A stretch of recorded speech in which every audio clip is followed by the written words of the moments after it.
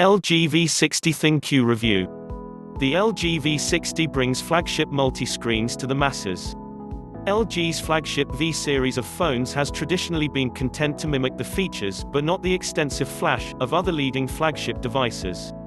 That's changed with the LG V60, which has more style, and some unique features to help it stand apart from the crowd. Whether those perks are enough to give it the edge over the best phones on the market is more a matter of personal taste than a specs comparison. The LG V60 is a decent flagship in its own right, but the detachable dual screen paired with it is a novel accessory that may seriously appeal to the multitaskers, gamers, and screen fiends of the world.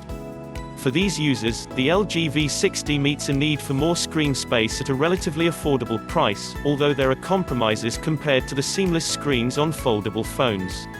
Go in with measured expectations, though, and the V60 is a capable phone that's great for enjoying media. Despite not having quite the highest specs, the V60's Snapdragon 865 and 8GB of RAM with a 5000 mAh battery ensured we were watching media and playing games for quite a while without any noticeable slowdown, even while we were engaging the second display. Just don't plan on taking a lot of long-distance photos, as this phone lacks a telephoto lens. Instead, keep the still shots close, and the video even closer to see where its camera performs best. The LG V60 can record in 8K at 24 FPS with 4 microphones to catch surround sound audio. The V60 is also one of the more affordable 5G phones thus far. This year's crop of flagship Android handsets packing Qualcomm's Snapdragon 865 chipset bring with connectivity to the budding next-gen networks, and a comparative price bump. While the V60 misses out on a few of the nicer perks of the comparably sized Samsung Galaxy S20 Plus, like 12GB of RAM and triple rear cameras, it's also notably cheaper. Overall, the V60 packs enough perks to differentiate itself from the competition, but not quite stand out. Not everyone is going to want a dual screen, although they might like the idea of 8K video, or 5G at a lower price. The LG V60 was due to be unveiled during MWC 2020, but following the show's cancellation at the beginning of the coronavirus outbreak, LG opted for a low-key online launch, something many other brands have imitated. The LG V60 officially released in the US on March 16, retailing for $899. As has been the case with previous LG flagships, this price includes the dual-screen peripheral. Most versions of the LG V60 will be 5G capable, with support for the sub-6 range of frequencies. In the US, this includes the models going to carriers AT&T, T-Mobile, and US Cellular. Another version that supports both sub-6 and the higher wave frequencies will be available from select carriers like Verizon. The LG V60 is a confident step beyond the conservative black rectangle designs of its predecessors and into more stylish territory. By itself, the phone has looks we'd expect on a Samsung flagship, including a pearl-hued glass back, goldish trim around the camera bump, and burnished aluminum sides. It's not quite surpassing other top-tier phones in looks, with thicker bezels than you'll see in the Samsung Galaxy S20 line, and a teardrop notch where those phones have a small punch hole for the front-facing camera, but the phone certainly looks more impressive than previous LG flagships.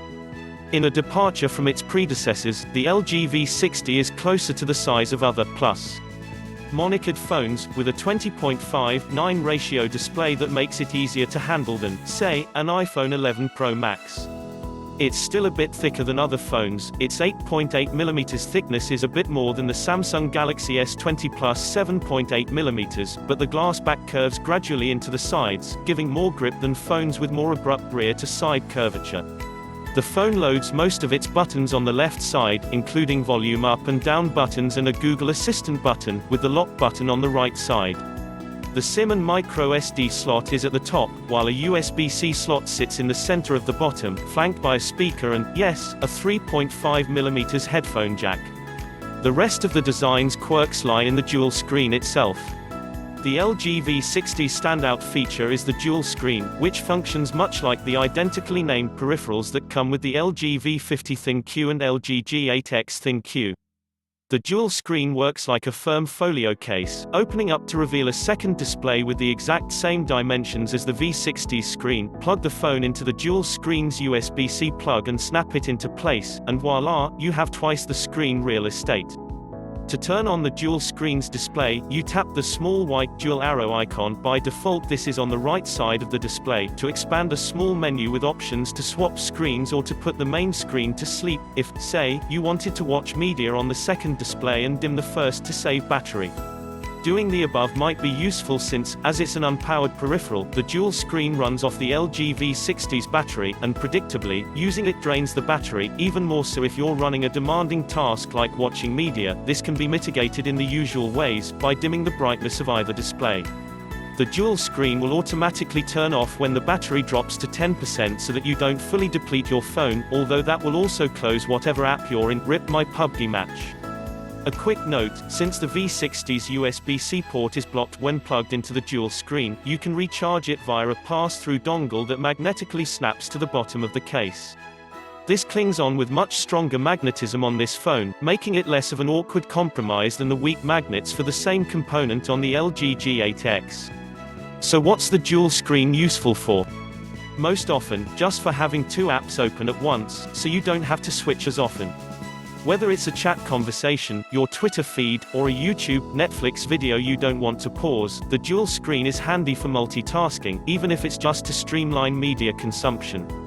The folio aspect comes in especially handy for watching media, as you can unfold it like a clamshell or fold the secondary screen behind the main display, tent style. Either way, the phone is propped open for viewing shows or YouTube videos, or for video chatting.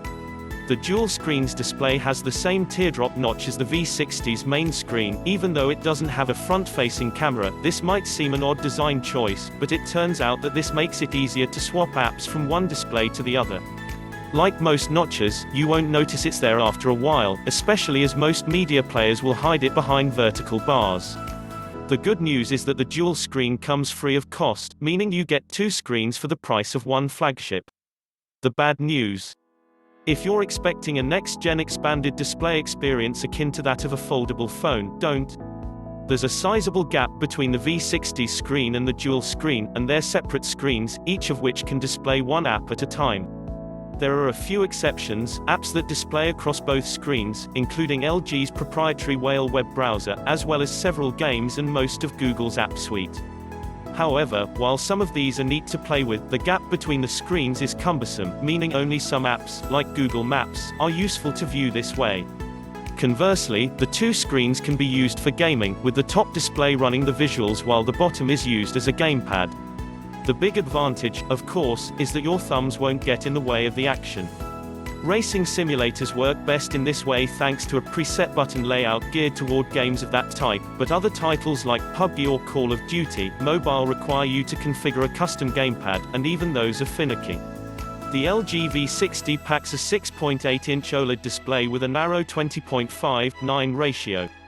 While its FHD Plus resolution 2460 by 1080 is technically less dense than the WQHD Plus 3200 by 1440 panels on the Samsung Galaxy S20 line, we didn't notice much of a difference, certainly with lower resolution media, like that shown on Netflix or Hulu. Anyway, in side-by-side comparisons with an iPhone 11 Pro Max and Galaxy S20 Plus, though, the V60's display held up in terms of sharpness but exhibited some occasional issues, such as bright skies that were blown out instead of being rendered as subtle color gradients. In other words, it lacks a bit in terms of dynamic range, but you'd only notice in side-by-side comparisons. The V60's display supports HDR10+ for a bit more clarity in movies and other media, which keeps it more on par with displays on other flagships. The V60 has an in-display fingerprint sensor, and, like those on previous LG phones, it's not quite as good as those on competing handsets, and not nearly as accurate or receptive as fingerprint scanners located on the back or chin of the phone. When the dual screen closes, of course, the display is covered, so there's a small external screen on the front of the folio case. It's about as big as an outstretched finger and only displays in digital monochrome, so don't expect to use it for more than checking the time, caller ID, or app notifications. Just don't expect to be able to preview texts or messages. The LG V60 packs a respectable camera array, although it's less impressive than the industry-leading setups like those on the Samsung Galaxy S20, for instance. There are just two rear cameras here, with no telephoto lens nor any sort of depth sensor. The LG V60 64MP f1.98 main shooter is a capable lens with a 0.8 micron sensor that can maximize light in photos by pixel binning, a process that combines 4 pixels into one. Doing this reduces the resolution of the main lens's sensor to 16 MP but effectively expands the lens sensor to 1.6 microns, resulting in less sharpness but greater light absorption. Without an optical telephoto lens, the LG V60 relies on crop zoom that maxes out at 10x by essentially cropping in on a portion of a photo taken by the main camera. This works much like the digital zoom capabilities of other flagships with high megapixel sensors. The V60's other rear camera is a 13MP f1.9 ultra-wide shooter that captures a 117-degree field of view. That's a bit less than the widest angle camera we've seen on a phone, the 123-degree ultra-wide camera on the Samsung Galaxy Note 10 series. Round the front, the V60 has a 10MP f1.9 selfie shooter. The phone's outstanding feature, cameras-wise, is its ability to capture video at 8K at 24 FPS, a 7680 by 4320 resolution, matching the Galaxy S20 line, with LG's Steady Record technology on hand to stabilize footage. Another plus for video, the V60 has 4 mics, one pair at the top and another at the bottom, for a bit of a surround sound effect when recording, which LG cutely calls voice bokeh. LG believes content creators will get the best use of this, but it will certainly be a nice addition for anyone shooting video. The LG V60 packs an octa-core Snapdragon 865 chipset, which can be found in most of the leading flagships of 2020, as well as 8GB of RAM and either 128GB or 256GB of storage, expandable up to 2TB via microSD. In general use, the phone is fast, and doesn't trip up when running intensive processing tasks like gaming or streaming media. This is especially impressive when you're using the dual screen. The V60 is quite capable of running 2 apps at once, and doesn't drag even when simultaneously playing 2 shows on separate media apps. Its Geekbench score of 2,762 isn't quite as impressive, coming up short compared to the 3,034 score achieved by the Samsung Galaxy S20 Plus, although it's not exactly a performance disparity you'll notice. Oh, and that V60 score. We got it while running Netflix on the second display, and we then ran the test again with the dual screen turned off and got roughly similar results. At least as far as computation is concerned, this suggests that the second screen isn't a drag on performance. The LG V60 runs Android 10, with the latest version of Google's OS bringing with it dark mode, over-the-air security patches and a host of other improvements. The V60 packs a 5000 mAh battery, which gets you through a day of ordinary usage, with change. In terms of sheer capacity, this is on par with the Samsung Galaxy S20 Ultra. As mentioned, running both displays at or over 50% brightness drains the battery faster. In practical terms, this means watching a standard hour-long episode of a Netflix show saps around 12% battery, but when we used the dual-screen menu to put the main screen to sleep, which dims it as much as possible, a 1-hour show only drained 6%. For recharging, the V60 comes with a Fast Charge 4.0 charger in the box, which LG claims gets you 18 hours of use, or 50% capacity, from 30 minutes of charge. As an Android phone, the V60 tells you how long until a full charge when you plug it in. When we plugged the standard charger into the V60 when it was down to 16%, the phone noted it would take just over an hour and a half to charge back to full. The LG V60 is the most refined flagship we've seen from LG, and with its free dual-screen peripheral case, 5G connectivity, and good specs, the phone stands out from its rivals. But its extra display space is clunkier in execution than foldables out there, leaving it more appealing to niche consumers. Still, as one of the more affordable 5G phones out there, the LG V60 has appeal for the average consumer, even if it doesn't outperform other flagships.